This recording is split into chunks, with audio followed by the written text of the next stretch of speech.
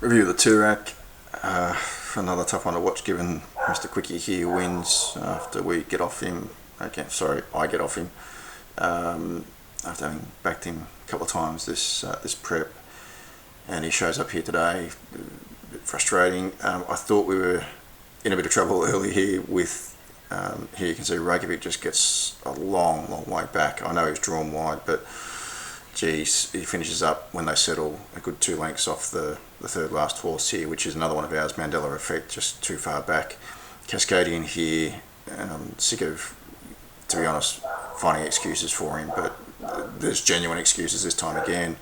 I thought he was going to just pair up here with Chief Ironside and actually sit back and let the race unfold in front of him, but somehow he finishes four wide and 5 wide down the back of the track with no cover, and that was pretty much the race for him at that stage. Not too much more to report in terms of how the race unfolds from that point forward. It's at this stage, look, you can see here how he was paired up with Chief Ironside and finishes in this position here. I just don't know. He didn't look like he was over racing. He did look like he was laying in a little bit for most of the trip, but it just is a weird one how he's finished up in that spot. Mr. Quickie settles a lot closer than what he has in the first 2 runs this prep when we've been on him, and I think that was the difference for him.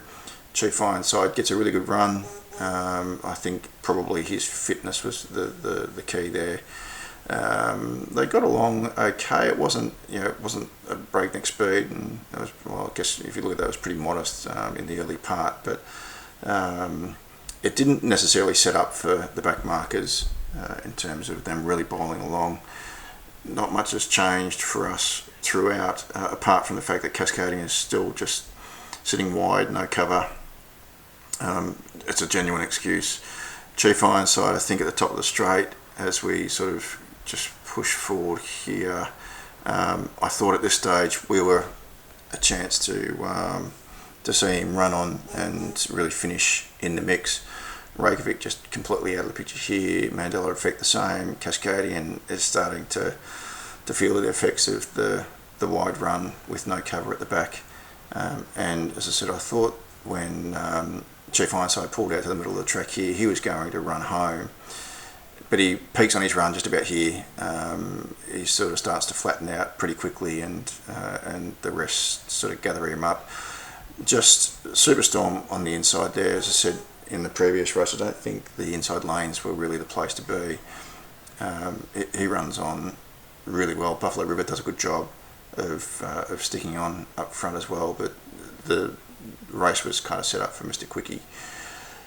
Not much more. Arkansas Star I thought was okay.